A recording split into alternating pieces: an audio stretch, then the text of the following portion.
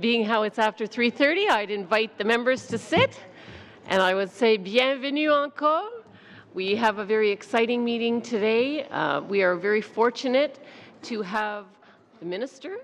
Minister Hajdu is here. I don't know if all of you know her, but in the short time I've come to know her, I've been very impressed with her credentials. Degree from Lakehead and a postgraduate from University of Victoria, but even more importantly, a huge history of work with shelters, with addicted folks, just helping with the whole social infrastructure. So it's my pleasure to welcome Minister Hajdu today. Turn it over to you. Thank you so much, Marilyn, and very kind words indeed, so I appreciate that. I started making my way around, but I'm a talker, so I didn't get all the way around, so I hope to meet all of you in a little more detail soon, but thank you. So, Madam Chair, I welcome the opportunity to appear before this committee today, and I understand that Mina Ballantyne and the executive team of Status of Women Canada met with you last week to give you an overview of the agency and its work. Today, I first want to take the opportunity to commend the committee for all of its important work ahead on issues that make a critical difference in the lives of women and girls across our great country. I very much look forward to collaborating with the committee as we work together to create promising futures for all women and girls across Canada. Let me say at the outset how proud I am to have the opportunity to serve all Canadians as Minister of Status of Women and as my constituents as a brand new MP. Both of my new roles allow me to continue my own professional and personal journey that includes service to the community and social advocacy. What has most often motivated me in my career, and still does today, is the desire to improve the lives of others and to help ensure that everyone has a real and fair chance to succeed. I intend to fulfill my duties by working together with others in a renewed spirit of innovation, openness, and collaboration, just as the speech from the throne committed our government to doing last fall. As a government, we are strongly committed to ensuring the full participation of women in the economic, social, and democratic life of Canada. As you heard from my agency last week, women have made significant progress in recent decades in educational attainment, participation in the workforce, and taking on leadership roles through the public, private, and not-for-profit sectors. At the same time, we know that more progress is possible. It may be 2016, but violence against women and girls persists. Women remain underrepresented in many sectors of our economy and in many leadership positions. One of our government's first priorities is to address the urgent need to reduce and prevent gender-based violence in our society. It goes without saying that violence against women is not acceptable, and it should never be tolerated in our society. In my previous role leading one of the largest homeless shelters in my home community, I saw firsthand the effects of gender-based violence, deep-rooted gender inequality, and victimization. As we know, these conditions cause profound suffering for women and girls. But what I also saw was how the ripple effects from violence, such as poverty, inadequate housing, and lack of victim supports, can lead to overwhelming cycles of intergenerational poverty and violence that are very difficult to overcome. Yet we do know that change is possible and that we can create more hopeful futures. How we respond to the issue of gender-based violence can make a real difference in the lives of women and their families, so our government is taking action. We have launched an inquiry into the high number of missing and murdered Indigenous women and girls in our country. Over the past 3 months, as part of the pre-inquiry process, my colleagues and I, the Minister of Indigenous and Northern Affairs and the Minister of Justice, have met with and listened to survivors, families, and loved ones. We've also heard from representatives of frontline services and Indigenous organizations. And we've been profoundly touched by the stories that we've heard from family members and loved ones who have been directly affected by these tragic deaths and disappearances. In the coming months, we'll be announcing details of the inquiry on how the inquiry will contribute to the government's commitment to reconciliation and a renewed nation-to-nation relationship with Indigenous people in Canada. I've also begun meeting with organizations, advocates, my provincial territorial colleagues, and international experts to discuss innovative ideas that can be part of a comprehensive federal strategy to reduce and prevent gender-based violence. As part of this effort, our government is also committed to growing and maintaining Canada's network of shelters and transition homes as part of our infrastructure plans. We're taking these actions because enabling women and girls to live violence-free lives can remove a critical barrier to realizing their full potential and move us closer to gender equality. When it comes to advancing gender equality, our government is also committed to leading by example. Under the Prime Minister's leadership, women now hold 50% of cabinet positions for the first time federally, and we are committed to ensuring that the federal government's senior appointments are merit-based and demonstrate gender parity. We also believe in making sure that the needs of women and girls are fully understood when we design new policies, programs, and legislation. For this reason, we will be applying a gender lens to the work that we do, taking into account the different impact our decisions will have on women when compared to men. We've also accepted the recommendations of the Auditor General's report released this month. It recognized that progress has been made in implementing gender-based analysis, commonly referred to as GBA, across many federal organizations. However, we agree with the Auditor General that more work is needed to enhance the implementation and the impact of GBA. As we move forward, Status of Women Canada will continue to promote GBA as an important competency for federal officials, which will strengthen its application across the federal government.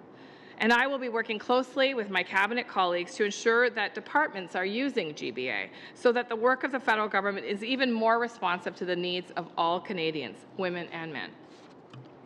Madam Chair, these actions we are taking to move us closer to gender equality are not just the right thing to do for women, they are the smart thing to do for our economy. Women's contribution to the economy was $130 billion in 2012, approximately 7% of the GDP, according to the RBC. If we make gender diversity a priority in all sectors of the economy, this contribution to Canada's growth and prosperity will be even greater. As you also heard last week, our international ranking when it comes to the gender wage gap is falling.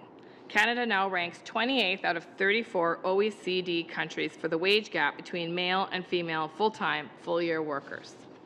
Our ranking with respect to gender equality has also been losing ground internationally. Canada dropped 10 positions to 30th out of 145 countries in the World Economic Forum 2015 Global Gender Gap Report. Canada's persistent gender wage gap and the lack of gender balance in democratic institutions are cited as reason for the significant decline. We know Canada set a record in the last election, with women now holding 26% of seats in the House of Commons. As a government, we've clearly stated that we want to make meaningful progress on reducing the wage gap between men and women across this country, and our government is strongly supportive of the principle of pay equity. That's why we supported the motion recently passed by the House of Commons to have a special committee examine this issue. But pay equity is only one small piece of the puzzle. No single individual or organization or level of government will be able to single-handedly solve the gender wage gap in our country. We will need the support of our provincial and territorial partners to find innovative ways to close the gender wage gap. In fact, I expect this issue to be among the topics addressed with my provincial and territorial colleagues at our annual meeting this June. And of course, we as a government are committed to doing our part. Status of Women works collaboratively with stakeholders in the public, private, and not-for-profit sectors on projects at the national, regional, or community level that increase the representation of women in leadership and decision-making positions. In fact, last week, I announced a new call for proposals inviting organizations to propose projects that will empower women in two different ways. The first will identify projects that engage Indigenous women and strengthen the role that they play in their communities. The second involves projects to empower women for political or community action. Another way to address the gender wage gap is by removing specific barriers that affect the labour market participation of women. This is why we are committed to addressing issues such as childcare, better access to flexible work arrangements, and more accessible home care. Finally, Madam Chair, it is important that we take advantage of occasions such as the United Nations Commission on the Status of Women meeting in New York next month to make sure that Canada's voice is heard internationally when it comes to advancing the rights of women and girls around the world. I look forward to doing just that on behalf of Canada. We will also be celebrating International Women's Day next month in Canada in order to bring even greater attention to the need to advance gender equality. We will promote the vision that women and girls who are empowered are better equipped to fulfill their potential for themselves, their families, their communities, and indeed their country. This theme reflects the fact that we know women's empowerment is an essential ingredient in achieving gender equality. However, we must also move from vision to action and acting together. Each of the actions I've spoken about today reflect the confidence that I have that if we do work together, we will increase opportunities for women across our country, move Canada closer to gender equality, and inspire young women and girls all at the same time. Let me end by saying how much I look forward to working with this committee over the coming months to tackle some of the barriers to achieving gender equality in this country. My agency and I would be happy to provide any information that you need as you deliberate on your priorities for action going forward. Thank you very much, and I look forward to your questions. Thank you very much, Minister Hajdu. The committee is going to continue the work we began last week when we had Ms. Mina Ballantyne and Ms. Linda Savoy with us. Thank you for coming again.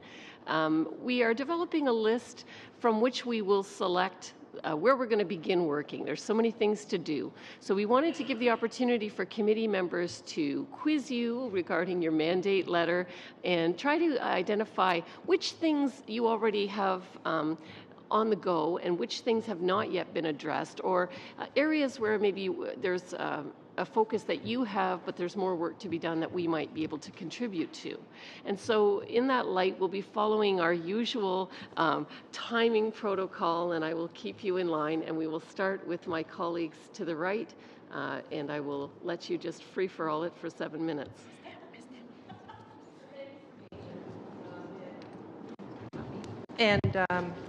And also for the important work that you and Status of Women are doing. You have a background in gender-based violence. You've been on the ground, and now you're Minister of Status of Women, so you're bringing a unique perspective to the role, which is very welcomed by all of us. And there's so many things involved with that: prevention, education, intervention, recovery.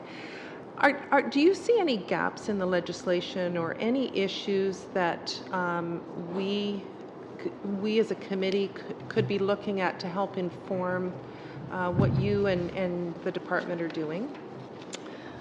Thank you very much. That's an excellent question. I think that when we start moving towards the development of the gender-based violence strategy, that's when we will be able to identify with more clarity what legislative gaps exist. Certainly, I've heard of some concerns from different groups of stakeholders, but what we really need to do is assess in a more thorough fashion, which is exactly the role of developing the federal strategy, to make sure that we're listening to stakeholders, because stakeholders from across the country, whether they're political stakeholders, whether they're community-based stakeholders, whether they're advocates, have some very strong perspectives on exactly that. What are the legislative gaps that put women at risk, that are making us not able to respond to women at risk, that are creating barriers in terms of the way that women even report gender-based violence. Mm-hmm. And so I think I can't answer your question directly in terms of what specific legislation, but I can say that is a big part of the federal strategy. Okay, and I know that you're going to the United Nations Commission on the Status of Women later in March. What can you maybe share with us what you're hoping to achieve at the session? Absolutely. I'm thrilled to be leading the official delegation, Canada's official delegation to the UN Commission on the Status of Women. Certainly one of the things we want to do is work with our international partners to promote the idea of gender equality. We know that countries are in different places across the world in this regard. Certainly we want to also include the notion of empowering Indigenous women. There will be a strong focus on Indigenous women at this particular conference, and we're looking forward to being strong partners in terms of that form of empowerment. And also enfolded in that, the right to Indigenous women to live their lives free from violence as well.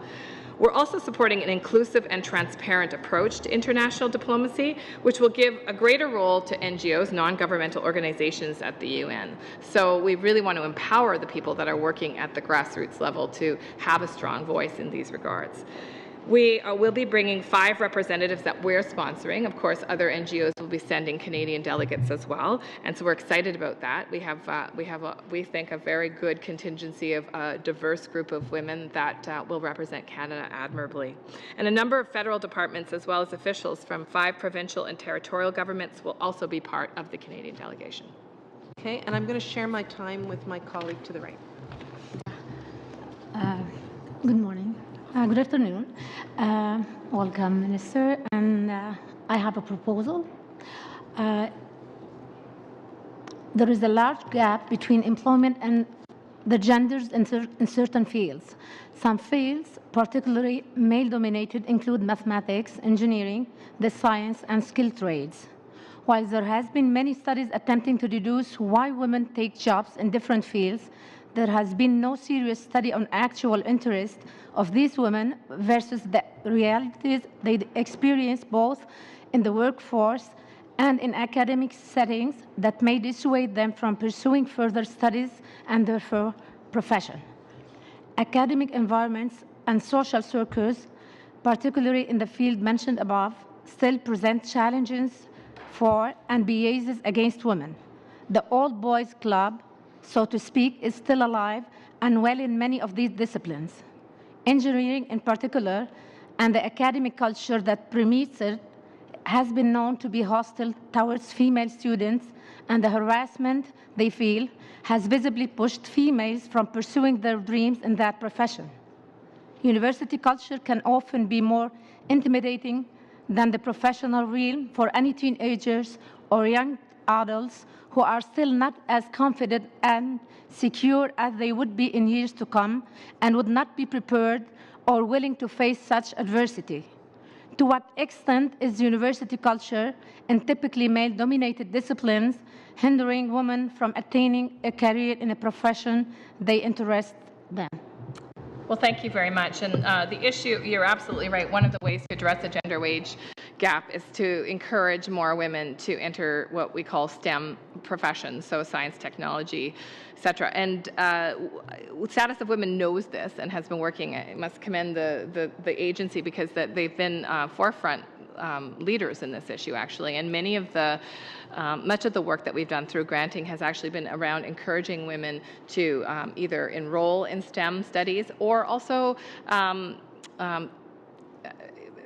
take that education and then gainfully apply it to employment, because there's two issues really. There's the issue of engaging women in interest in STEM, which is, as we can see from our academic outcomes, starting to become a decreased problem. But the bigger problem is actually moving women who are educated in STEM areas into the actual workforce. So, for example, women in mining, incredibly low, something in the range of 7%.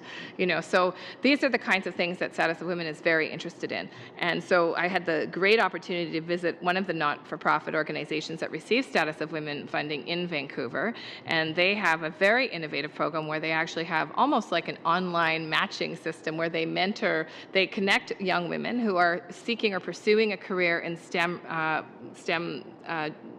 jobs, for lack of a better word, to seek out mentors that will actually help them navigate their way in often a very male-dominated field. And so these are the kinds of things that we're actively exploring to make sure that women who are interested in those careers have an opportunity to not only gain the education, but then gain access to those fields.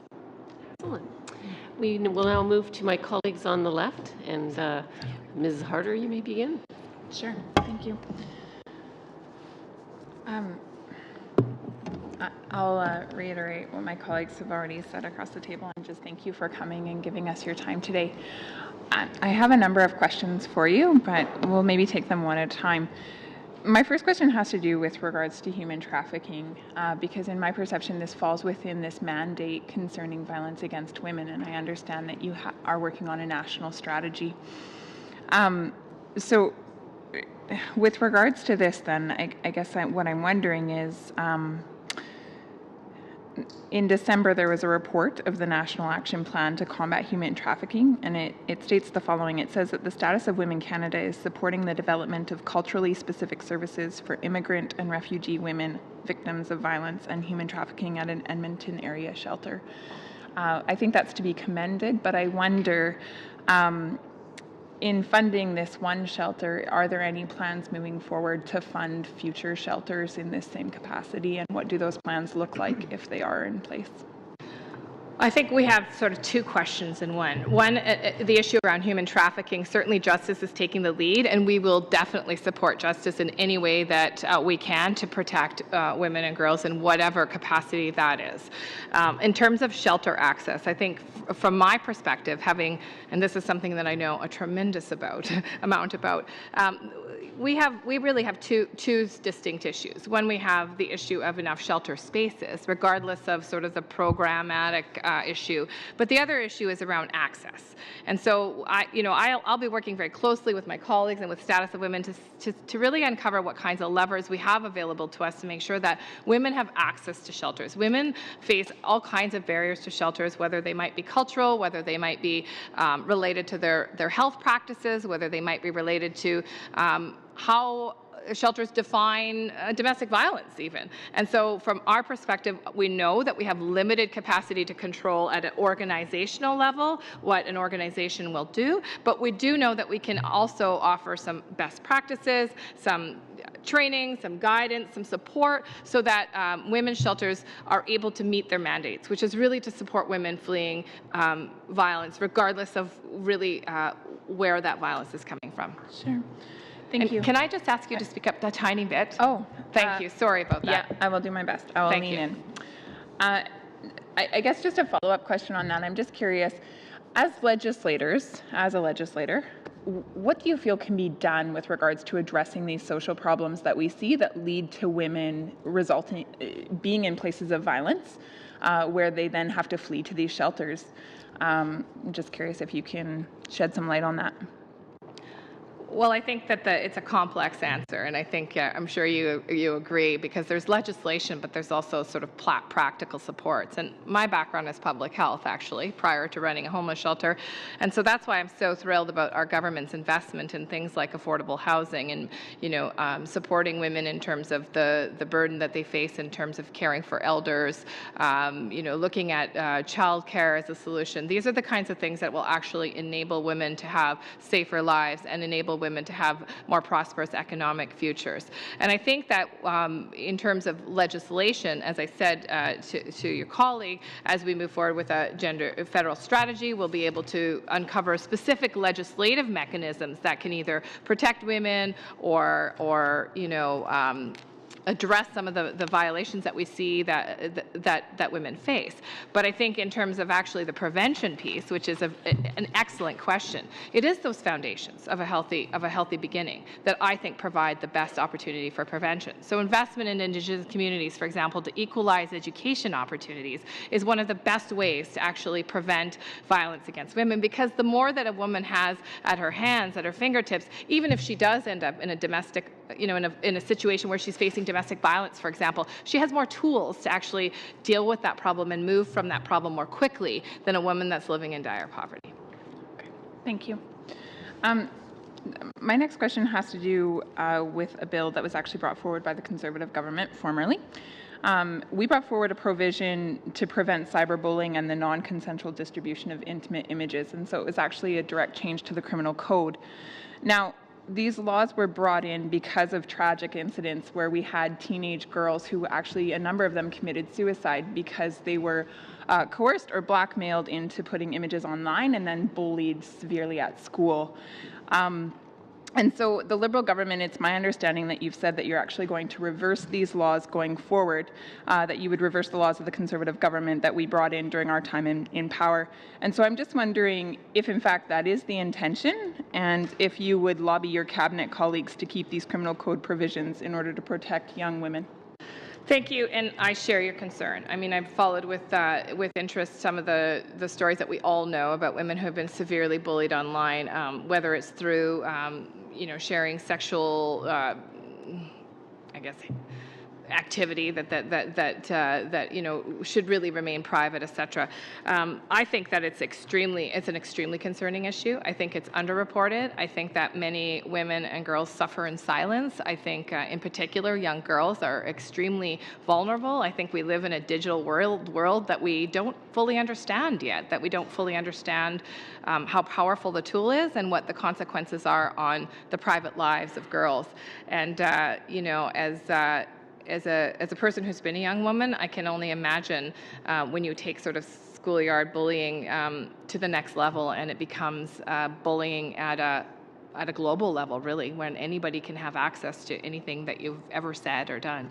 And so this is an area that I would actually encourage the committee to spend some time looking at, because certainly I think any federal strategy needs to include the reality that women are facing digital violence on a regular basis. Look at some of the women that are commenting, for example, on violence on Twitter. What's that young woman's name? Julie LaBelle? No, Julie Lalonde. One woman I met, for example, I couldn't remember her name, sorry, Julie Lalonde, who has taken on the issue of gender-based violence in the digital world, has had incredible, if you follow her Twitter feed, it's unbelievable what gets thrown at her, and she's committed actually to raising and elevating this issue, and so stays online despite the fact that she's been threatened, harassed, smeared, stalked, you name it. So I would really encourage this to be part of your deliberations in terms of, as we move forward into this sort of brave new world, how do we protect the women and girls that are, especially the young girls that are coming up in this world without, and it really is almost like a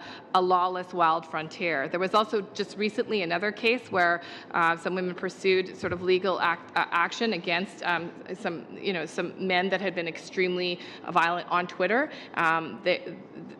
He was found not guilty. So these are the kinds of things that I think we really do need to look at in terms of legislation, in terms of protective measures, in terms of education, in terms of prevention. Thank you. That's an excellent question. Excellent. All right, we'll move along to Ms. Malcolmson. You get 7 minutes too. Thank you, Chair, and thank you to the Minister. Lots of common cause so far as what you want to achieve. So I'm going to focus just right into the timelines and some of the specifics, and that's so we can get a sense of what to prioritize so far as our own work. So one is shelter funding. We know the numbers, as many as 8,000 women and children in need of shelter in any given night. And with the running down of the shelter enhancement program under the previous government, I think there's quite a near-term need to look at how much money are you returning to that program, what's the timeline, how many beds are you seeing being able to create? Right.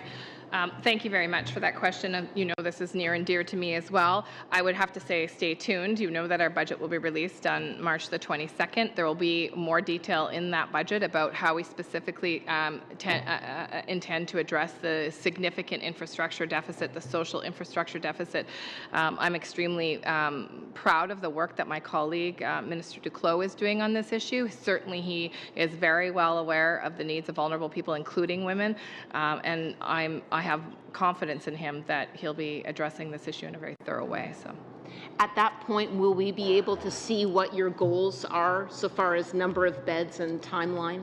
I think that we will not be drilling down to the specific number of beds, but certainly you'll have a sense of the budget portfolio, and then as we move forward with our stakeholders, we'll be able to define in a more clear way where that money needs to go in terms of provinces, in terms of programs.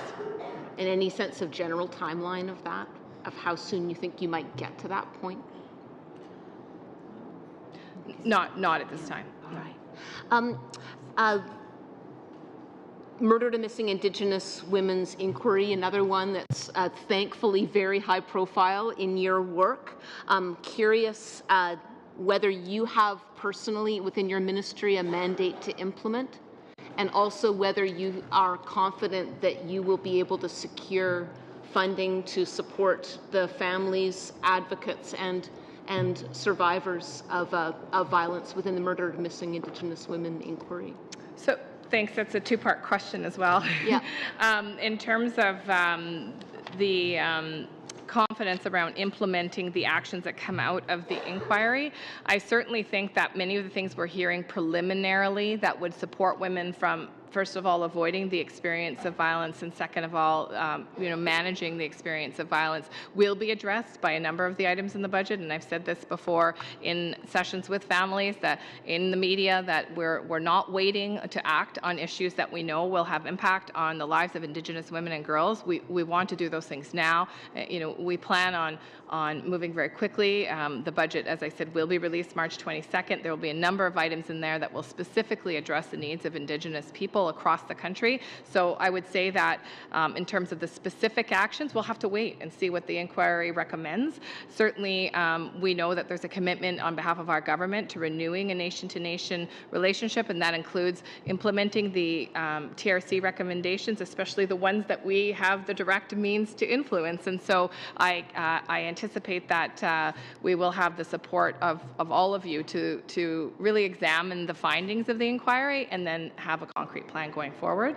In terms of the money, right now, as you know, the platform commitment is $40 million. We're going to see what the recommendations are as we go forward, and we feel this is a very good start. Great, thank you. Another major piece, the domestic violence, gender-based violence strategy for the country. I'm encouraged by the amount of work that's been done by NGOs across the country to create the framework for a strategy in the absence of previous federal leadership.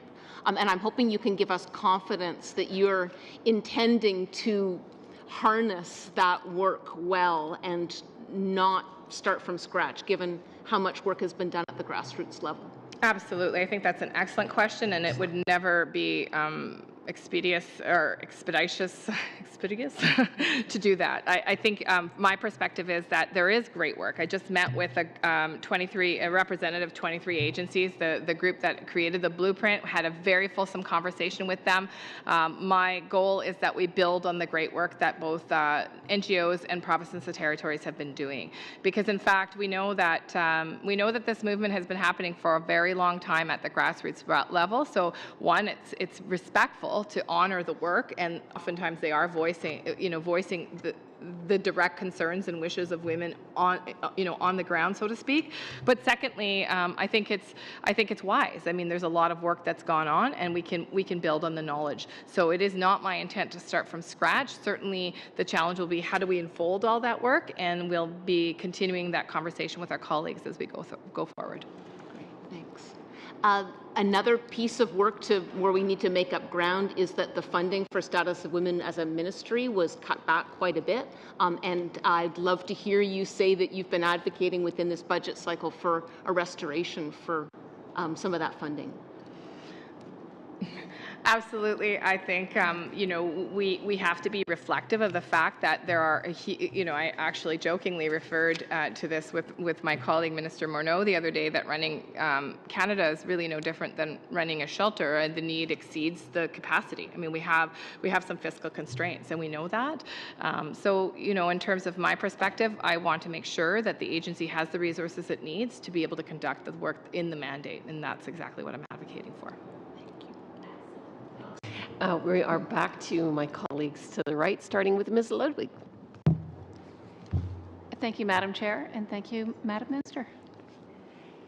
I have two questions, actually. One is a follow-up to Ms. Harder's question about exploitation and trafficking of persons.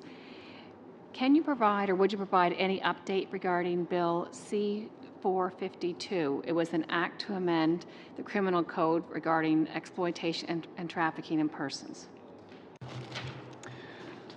So we have been monitoring, as you know, our government has been monitoring and is aware of the situation in Quebec where young women have gone missing. And of course, send our thoughts and our prayers to the families and the young women that are in this situation. It's always a tragedy when children disappear, and particularly in the circumstances where there may be possible exploitation or, or danger that, as most of the cases that we've heard across the country indicate. Our government takes human trafficking and the exploitation of women extremely seriously.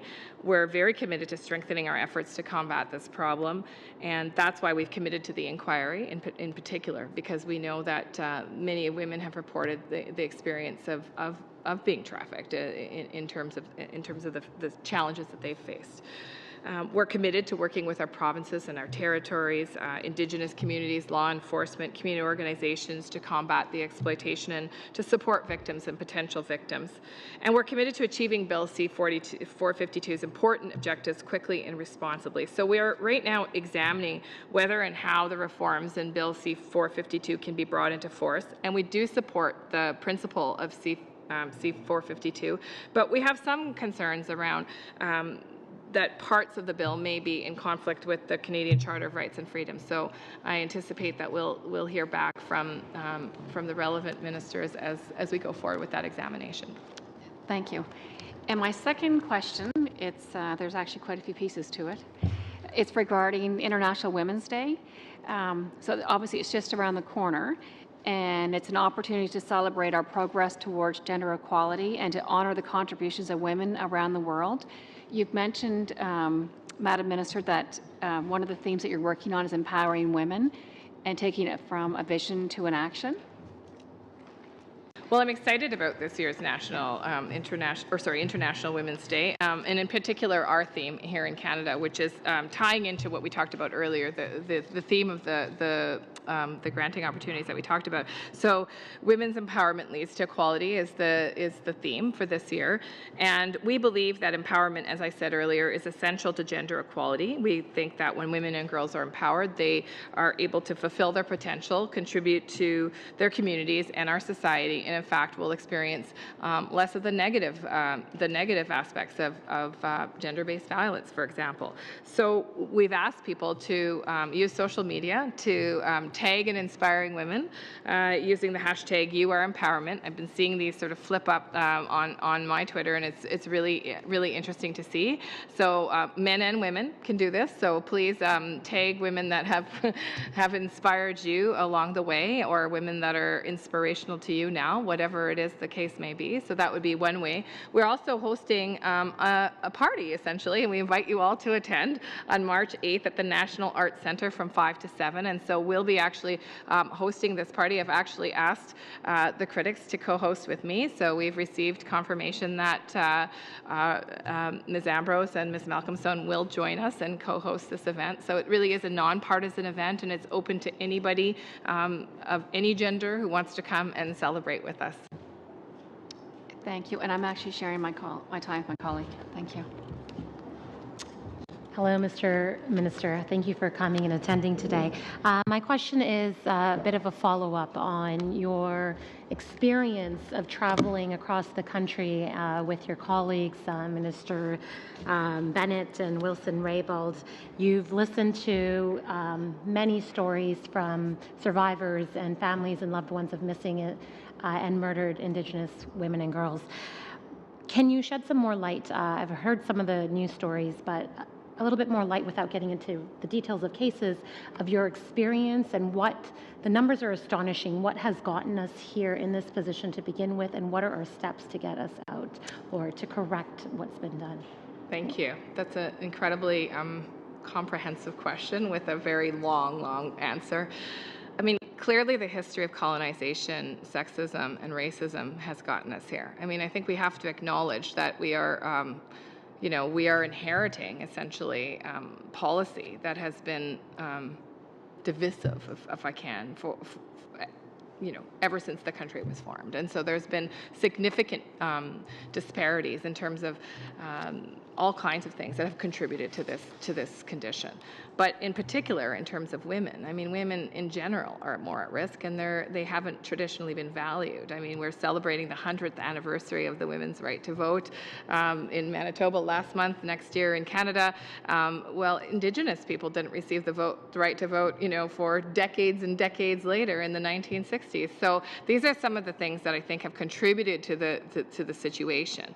And certainly we heard those things, but not so much in that context and in that historical context, but we heard about the disparity of income, the disparity in terms of opportunities for education, people's living situations. And so in terms of the effect that it had on my colleagues and I know that it was incredibly, incredibly moving. It was very difficult work, even for people like me who have spent some time in the trenches.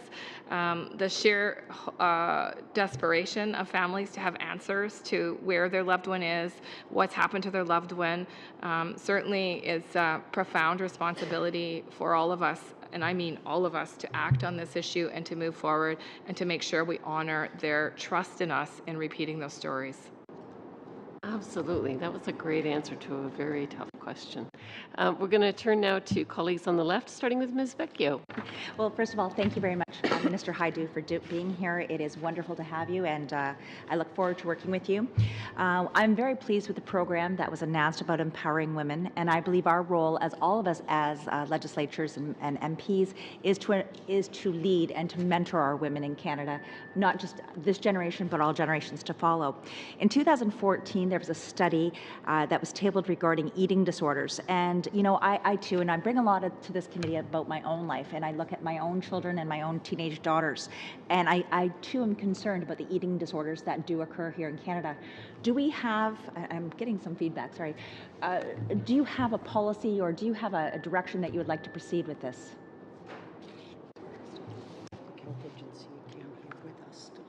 Okay. Well, I'm checking with my officials just in terms of what we've done in the past. Certainly, I agree with you that eating disorders is endemic. I mean, it's really interesting because it happens at all ages and all, certainly, I am acutely aware of, even amongst our, the challenges that we all have with body image. It's ongoing, and it's an indication of just the hyper attention that women face on a regular basis about what we eat and whether we work out and what our body size is and what we're wearing. And it's something that I think none of us are immune to, as much as we work on combating those negative messages on a day-to-day basis. So it's an excellent question.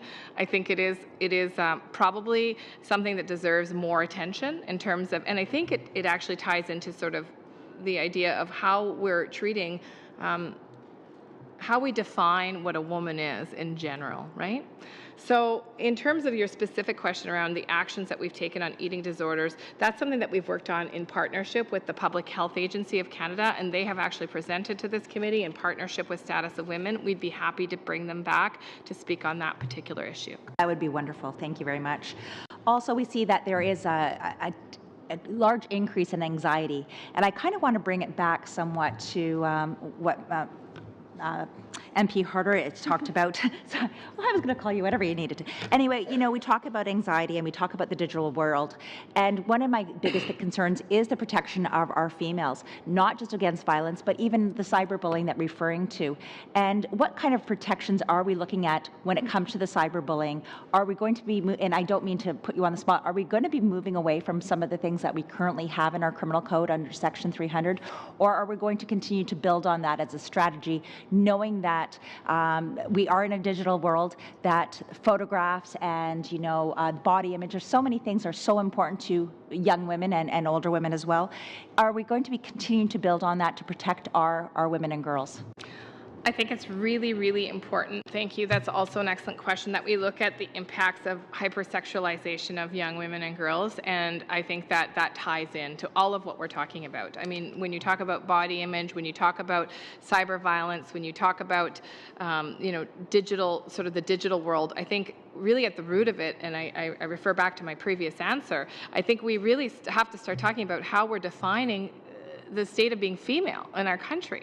I mean, on a personal level, I never felt more empowered when I let my hair go gray. It sounds like a crazy thing, but honestly, it was about seizing my own power to be who I was and to not necessarily confine myself to how society defines what's attractive, including youth. And so I think that this is something that we can all play a really active role in. It certainly ties into, studying the issue of cyber violence. You could broaden that and talk about violence in the lives of young women and girls and include an exploration of the hypersexualization sexualization of women in general, but certainly of women and girls. Thanks. Wonderful, wonderful. I can continue? Thank you very much. Quick One question. other great program that I remember is the Be Her Champion program. I myself, my mentor was the previous MP, and I think this is a program that we see, whether it's with CAOs, with new elected officials, a variety of different people. Is this a program that we're going to continue to extend or maybe even build on as well? The Be Her Champion program? Be Her Champion. Be Her Champion? Are you talking about it starts with one? It starts with one, It yes. starts sorry. with Yeah, one. it starts Yes, with one. sorry. So this was a mentorship program? I'm sorry, I'm not briefed on that particular program. But certainly we can bring more information back about that particular program. I'm not familiar with that specific program, but what I can tell you is that mentorship plays a really important role. Yeah. So more generically, I think we're very interested in programs that support women through the role of mentors. I know I've spoken extensively in the media and in various speaking engagements about the value that mentorship played in my role, in my life, and as I move forward in my career, the need for mentors in different places and different stages, of course, was transitioned. And so I think in terms of status of women work, we recognize that mentors, as I mentioned earlier, whether it's in the STEM area or whether it's in the academic area or whether it's in the entrepreneur area, I mean, we need other women that have succeeded, that have a vision of what life might be like in the next stage, and that can help sort of guide us in that journey. Thanks. Thank you, Minister. Excellent.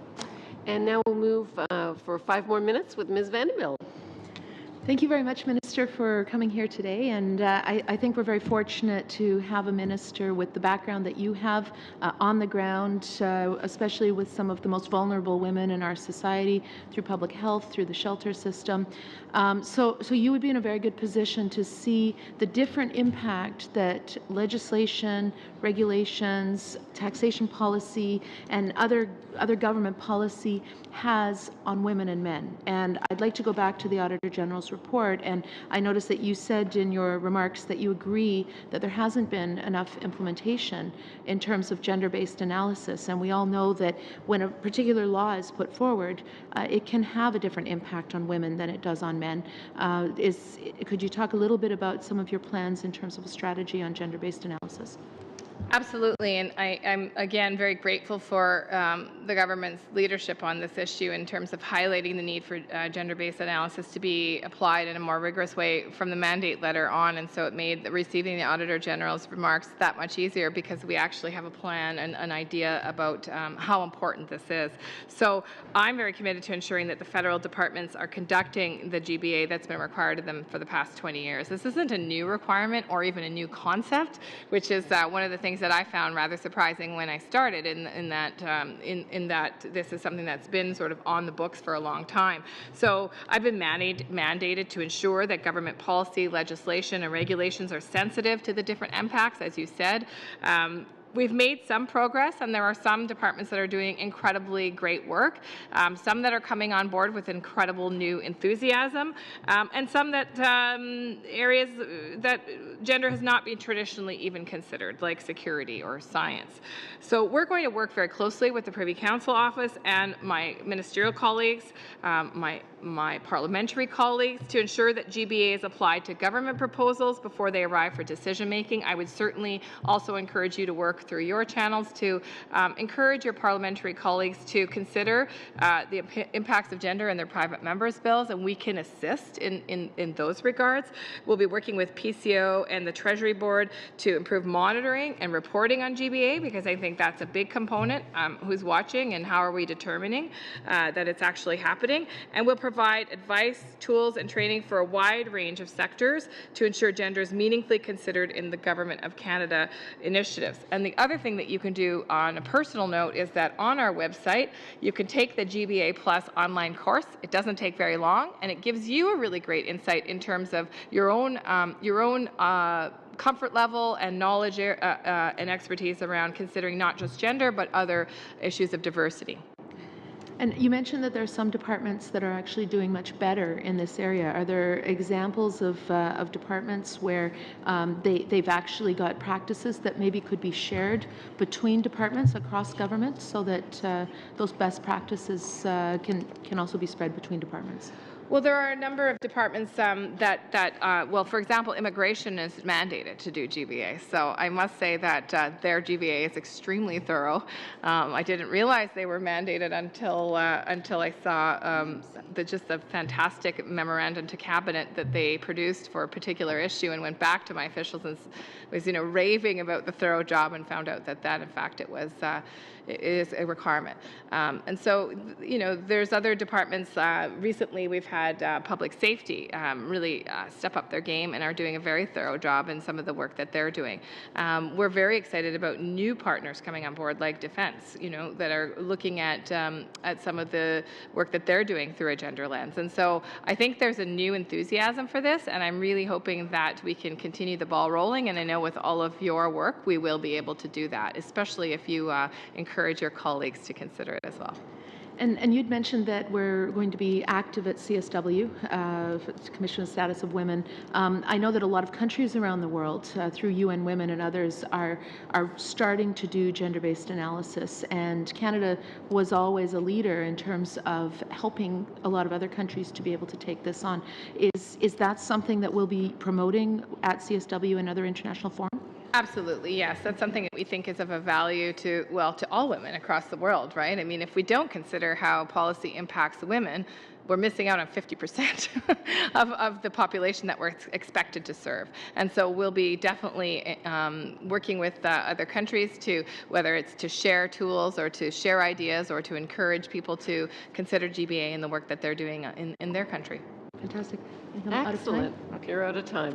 Actually, we're out of time because I know the minister has been gracious enough to give us an hour, and I appreciate it very much, and I appreciate, that your great answers to the questions.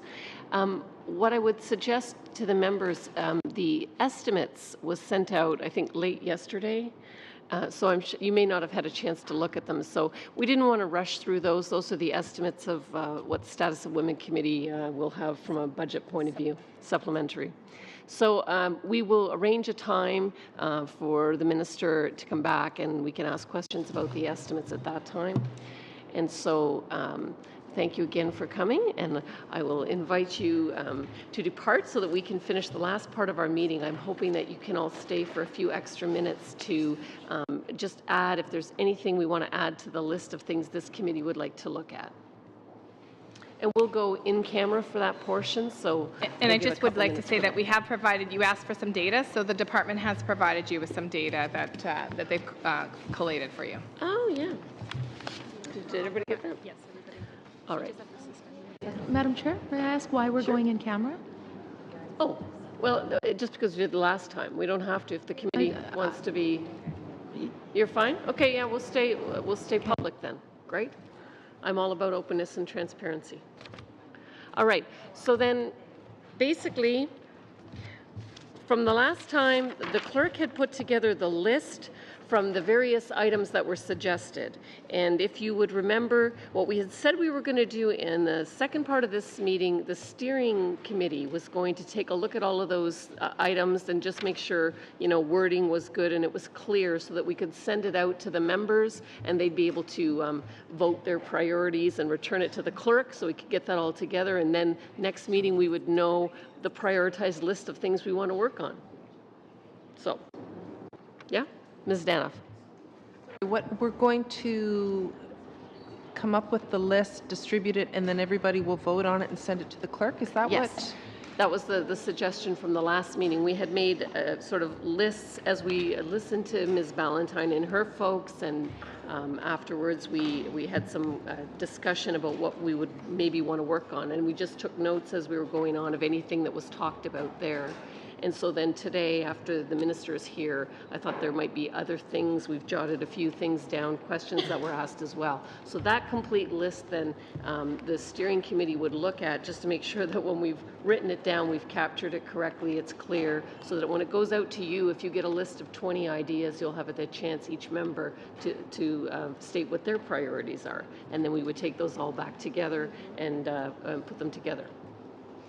Okay, I think I'd hope that we could narrow it down a bit smaller rather than 20 topics going out to everybody. If we could sort of come up with maybe 4 or 5. With the steering committee or with the committee? Well, we can do it with all of us. But my only concern is with 20 topics, you end up with everything gets one vote, and you really aren't any further ahead. I mean, I'm not quite sure how we're going to vote for it or what the process will be. A Pareto vote. So, for example, I'm not sure how many we would have, but if we had 20, each person would prioritize 7 out of the group. And when they all come back in, you basically get a distribution where the one that gets the most votes is the top one on the list, but then you see sort of the rank order of what the team feels. Obviously, some things would only get 1 vote if only 1 person supported it. Okay. I'm open if there's an opposite suggestion.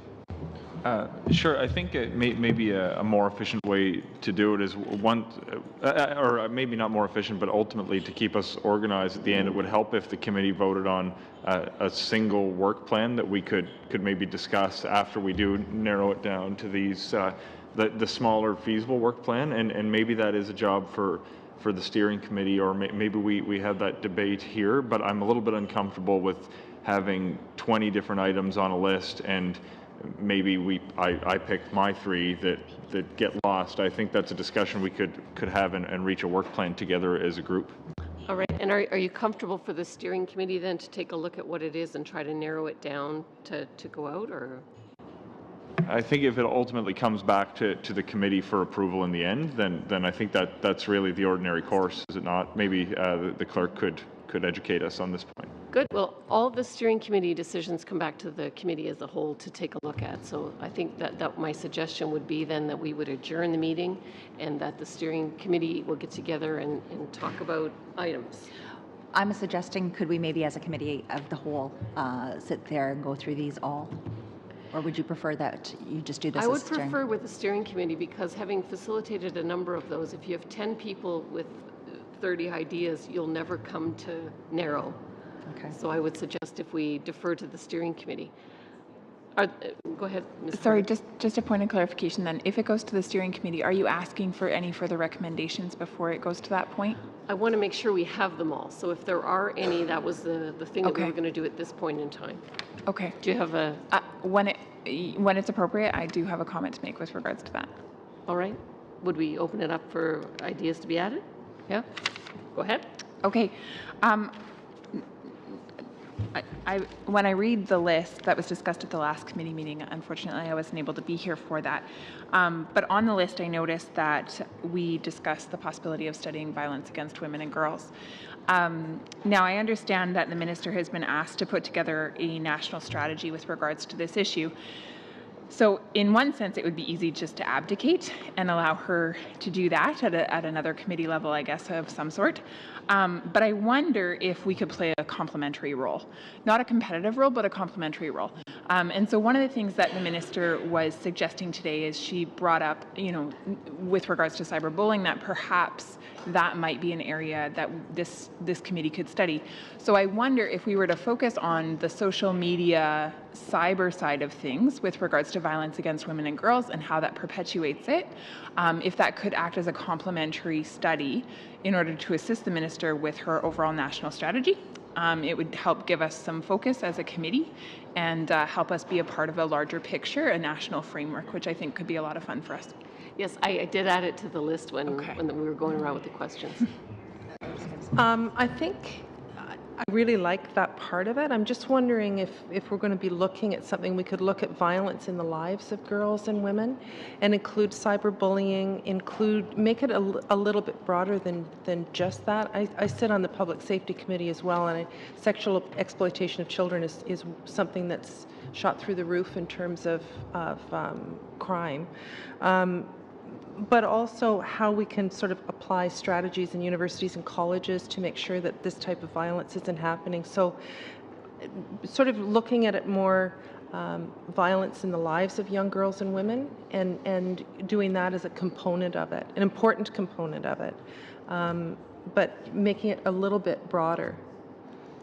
Yeah, I think that's fine. We'll come out of the discussion with the steering committee when they narrow. We'll be able to put that out as one of the ideas that goes before the committee. And then, we don't have to scope it ourselves. As a committee, we can then say, okay, in this area we want to work. What do we want to do in that area? What do we want to study? What tasks, what things will we bring forward? it's tied into that minister mentioned, hypersexualization of girls. How is that feeding into, in turn, the cyberbullying? And there's a few things that we can be looking at under that context. They're interconnected for sure. Are there other ideas, Sean? But before we throw out too many more ideas, I don't know that was the list actually circulated with all the topics, because it would be helpful to know what's on the list so we aren't was not, repetitive. but can I read the list? That would be very helpful. Okay, good. All right, so the first thing was sexual trafficking through online websites, female entrepreneurs, murdered and missing Indigenous women, brackets review the estimates and the results, because the committee is actually, the department is actually doing the inquiry, so we have a role to watch what they do and watch their estimates and make sure they're getting the results we want.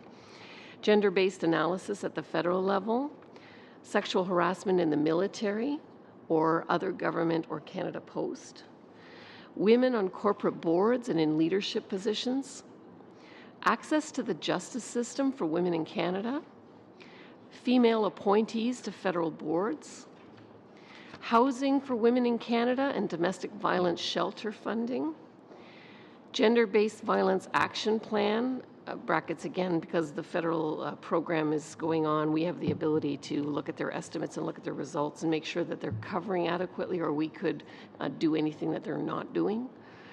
Gender and economic security, any pay equity issues not covered by the Pay Equity Special Committee, initiatives for young women and girls, gender-based violence issues not covered by the federal program, brackets intimate partner violence or child sexual abuse, increasing the number of women in non-traditional roles like pipe fitters and engineers,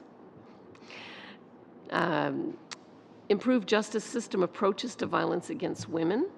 This is the idea where today the abuser gets to stay in the house and the women have to go to the shelter, so that idea.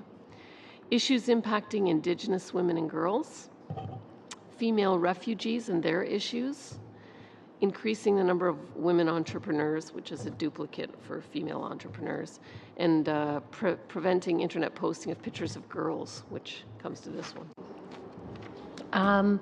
May I suggest that although hearing the list is useful, it is hard to wrap your head around all the different ideas that we came up with, and we had a great discussion last time. But if we could get those lists, go home and think about those lists, come up with our top priorities like you were suggesting. I think that is a good idea. It'll just give us some time to mull it over, because it's very hard to remember that whole list. A lot of those things are overlapping at times, so I think that will help us eliminate the things that are redundant. And Ms. Damoff. I was just thinking, I wonder if you could distribute the list and we could come back with some ideas for studies that we could bring in to look at, because as my colleague said, a number of them overlap. I had just mentioned, an idea that includes a number of them. So maybe we could take some of those issues and come back with some ideas, and it would narrow it down from 20 or 30. Maybe we could come up with 5 or 6 different issues that incorporate some of the other ones and look at that. We could each go back and take a look at some of that. Yes, I think it would be fine to add the things that we heard today as well, because the human trafficking one I heard today, cyberbullying and picture sharing, the digital threat, the hypersexualization of women and girls. C452 sounded like the minister was going to address that one. Section 300 of the Criminal Code I wrote down, and I didn't know if that was something they were addressing or whether that would be something for us. But certainly I can put together the list, and the clerk will translate it in both official languages and could submit it to you. And then we could come back and take a look at the list, having prioritized it that way. That's a preferred method. Ms. Malcolmson? Thank you. I've got really a process. I agree absolutely. This is very committing decision, and we need to see the list well enough in advance that we can have a good conversation about it. I've got a process-related question that maybe the clerk can help out with. Is there a reason that we have to adopt a whole work program now? Is there any downside to putting this off? Because my feeling is until we see the budget and know what it is that the Status of Women department is going to take on, then it's going to be hard for me to decide which things I want to commit to for our work together. I'm also very compelled by the suggestion at the previous meeting from MP Vandenbelt around tackling the gender-based analysis report. It's fresh, the work has been done. The idea for us to do as an early inquiry to invite in some of the departments that have really done well. That, for example, if there was a piece of work for us to take on early and sink our teeth into, then that feels like there's no downside to that. But there might be downside to tackling some other pieces that maybe another committee is going to take on, maybe the minister's going to take on, and then we might be spinning our wheels a little. What I could suggest, we have on Thursday coming to our meeting the Auditor General on the GBA report. They are coming this Thursday. And we could also talk about the estimates this Thursday. That could be the work for the Thursday committee. Meanwhile, back at the ranch, we would send out the lists in both official languages for people to consider. And then I think the following week is break week, is it not? So that when we came back after the break, that would give everyone a good long time to think about it. I believe that week that we come back is International Women's Day, and so we would have the celebration of International Women's Day and put the focus on the social media tagging that was indicated. And then the meetings that week, we should talk then about the priority. Now the budget comes out March 22nd, so if we want to wait till then to sort of finalize the priorities, at least what we could do at the meeting once we have the list is narrow and identify early work, things that we wanted, witnesses that we wanted to bring. Ms. Sabota. If I may, I don't think it's necessary to wait until the budget. There are tons of committees that are hard at work right now, and they're not all sitting and waiting for the 22nd and the budget to roll around. Surely our committee can come up with, a couple of priorities at least that we can get started on that are important to us and our committee. We should be able to choose the direction of our committee. And of course, from time to time, there may be reason to amend the direction we're taking or, add some things on that are of urgent, urgent matters we need to look into. And that can come after. But at this point, we should set our agenda to some degree and get working because we're wasting time otherwise. Ms. Damoff. Oh, no. Along the same lines, but also I do think we need to narrow it down from 20. I think it's really important for us to take that list that's circulated. We are looking at a long way away, but come up with some ideas that can combine that, as I was saying, and if it's gender-based analysis, but maybe we can come back to that next meeting and have some proposals for studies that tie in everything that you're sending around, and then we can look at that and see where we want to set our priorities. But I do think we can get moving. And if something comes up whether it's in the budget or something happens in the world, we can always take whatever we're working on and say, let's set that aside for 6 weeks or 3 weeks, and this is a high priority, and we can always shift what we're doing and shelve something for a little while. But I do think we can start to move on some things. And the other one, I don't know if it's on your list, is sexual harassment in the workplace. Yes. Is that on there? Yeah, sexual harassment. I had in the military or in the government or in the Canada Post, but I could broaden it if you want the workplace as a general theme. Sure. Okay, so we will send this list out, and then I'm not quite sure how you want to bring that back with your input, whether you just want to make lists of studies that you'd like to do, or whether you do want to prioritize it within your individual parties, or whether you want to do the random vote thing. Sure. Oh, sorry, Ms. Harder. No, that's okay. Thank you. I just wanted to make a couple quick comments just with regards to my colleagues over here. I would agree with the notion that I think we can start a study sooner rather than later. We have the mandate letter, which was given to the minister, which outlines the things that she's been asked to put priority towards. And so I believe that it might be in the best interest of this committee to pick one of those items for us to also prioritize. Again, I just feel that it is in the best interest of this committee to be of benefit to the overall national picture rather than studying something that perhaps is left field. Anyways, I just think that that could gain some traction.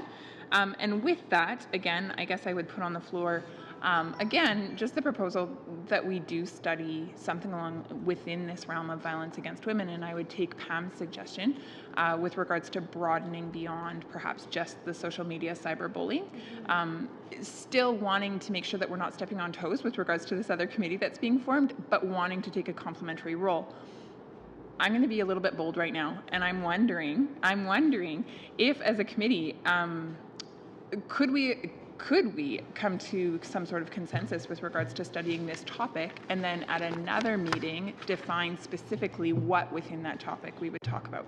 Could we get it down that narrow today? And perhaps that's too bold. Could I have a show of consent? Who would be happy to do that?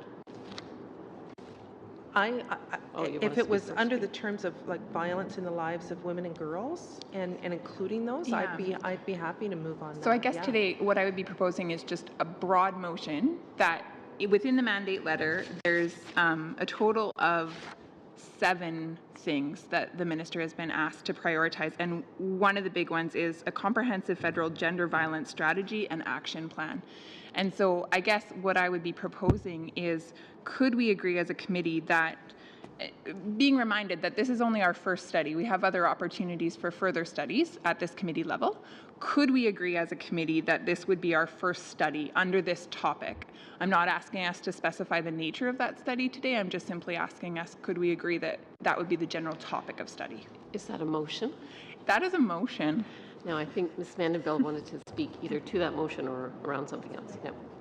Yeah, actually, I was going to make the same point, which is that, I mean, we have a list of 20 plus topics, many of which actually could fall under the umbrella of a larger topic. And, you know, to try to determine all the different subjects that this committee could potentially study for the next coming years, it should be possible for us to find something that perhaps we all agree is the priority or the top 2 priorities.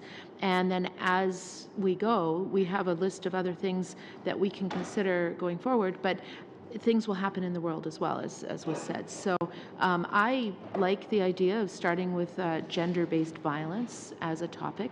I think we heard that in the minister's speech. It seems that there's some across the room agreement on this. And I also, of course, raised previously the gender-based analysis. We have the Auditor General coming. I wonder if those 2 might not be sort of the low-hanging fruit that we could discuss first, and then go through those others, keep them on record so that we can look at what would be the next one, but not necessarily having to plan out and do straw polls and say, okay, we're going to do this and not this and then this, but rather let's see what we can all come to a consensus on right here. All right, Ms. Malcolmson. Can I ask for clarity on the motion? Was it the gender-based violence strategy and action plan, as is described in the mandate letter? Yeah, so, sorry, I guess I would move that we take on a study under the broad umbrella of the mandate that was given to the minister to study and implement a comprehensive federal gender violence strategy and action plan. So I would make that motion today, that we would agree to study under that broad umbrella, and at the next meeting or a later date, we would specify what that study would be within this umbrella. That's good. Mr. Fraser.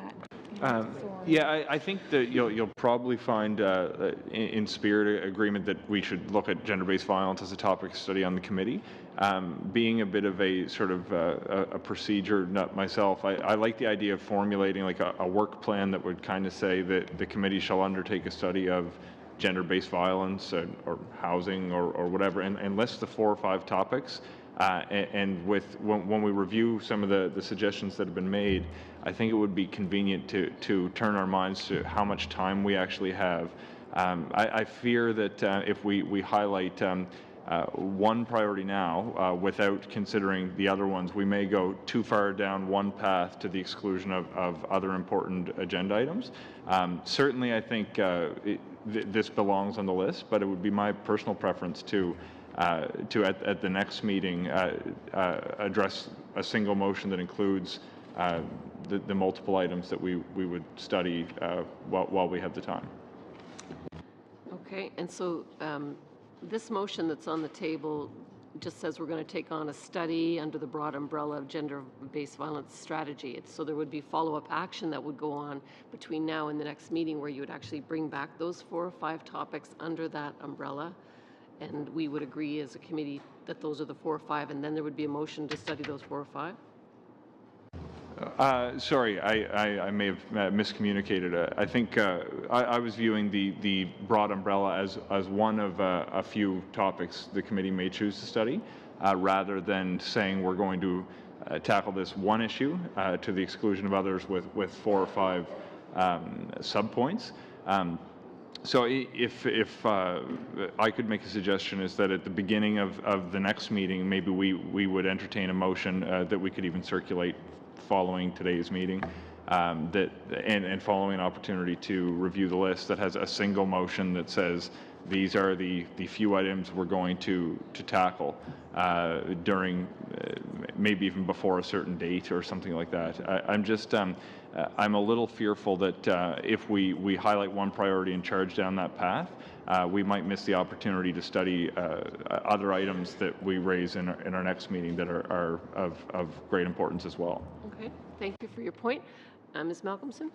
Point of order, I believe a motion's on the floor, though, right? Correct. So the motion either has to be withdrawn or we have to vote on the motion that exists, for sure.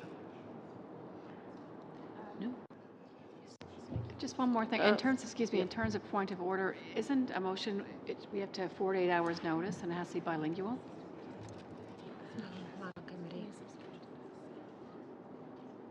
That's pretty substantive. As long as it's in committee meeting and it's relevant to the discussion, apparently we don't. I'm trusting my clerk on this one. All right, so the motion is on the floor that we would take a study under the broad umbrella of gender-based violence strategy. And so all in favor of doing that? Sorry, I think there was still, was there still debate on the motion? I saw. I think we're kind of doing this on the fly. My gut says I would rather do it when we're a little bit more prepared to have something in a substantive motion. So I'm not going to support the motion, not because I don't support the study, because I do. I just think we're trying to draft some of this stuff on the fly, and there's no need to. So I think it would probably be helpful to have the Auditor General come to our next meeting. We've got a break week. Compile our thoughts, compile the list, and come up with something that's actually substantive and includes some options, and then we can formulate. Maybe we take little pieces from a couple of ideas that come forward, but I'm just hesitant to be committing to something on the fly when there isn't the need to. So, Ms. Sabota. Is it possible to table this motion until the next meeting, and rather than vote against it or for it right now, and perhaps we can come up with, maybe everyone will agree in the beginning of the next meeting, or maybe there can be an amendment made and we can include some, more topics within that mandate. That is an option for the mover. Yeah, at this point in time, I would be happy to table the motion.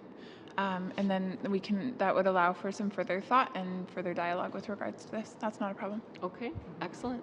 And so as I see it, then the path forward is the list is coming to you of all the things that are possible to work on in 2 languages. You're going to take a look at that list. You're going to think about this motion that's coming back. You're going to think about how you want to amend that motion, what we really want to work on. And then meanwhile, the GBA Auditor General's report on Thursday and the discussion about estimates will happen. Ms. Malcolmson. Can I just check? Do we not have to vote to table the motion? I think we do. No?